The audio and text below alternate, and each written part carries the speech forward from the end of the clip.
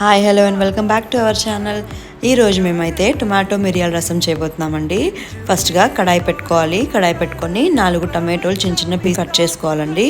దాంట్లో చింతపండు పసుపు వేసి బాగా ఉడకనివ్వాలి. దాని తర్వాత చిన్న రోకల్లో 4 వెల్లుల్లి రెబ్బలు, ధనియాలు, మిరియాలు, జీలకర్ర వేసి కచ్చపచ్చగా పేస్ట్ చేసుకొని పక్కన పెట్టుకోవాలి. నేనైతే మా చెట్లో కరివేపాకు కోసుకున్నాను. ఇప్పుడైతే నీళ్లు ఇంకిపోయాయి కదండి, కొద్దిగా కల్లుప్పు వేసుకొని పప్పు గుత్తితో సాఫ్ట్ చేసుకున్నాను. దాని తర్వాత కొద్దిగా వాటర్ యాడ్ చేయాలండి. వాటర్ యాడ్ చేసి మనం కచ్చపచ్చగా చేసుకున్న పేస్ట్ వేసుకోవాలి. దాని తర్వాత కరివేపాకు, కొత్తిమీర, ఎండుమిర్చి వేసుకోవాలండి. సిమ్లో 10 నిమిషాలు పెట్టేయాలి.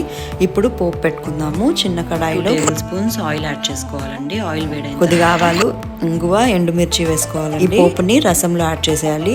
దీన్ని సిమ్లో 10 నిమిషాలు పెట్టారంటే మన రసం అయితే బాగా ఉడికి ఇట్లాగా పైన నురుగు వచ్చింది కదండి, అట్లా వస్తుంది. అంతే మన రసం రెడీ అయినట్టు అండి. సూపర్గా ఉంటుంది taste. Thank you for watching.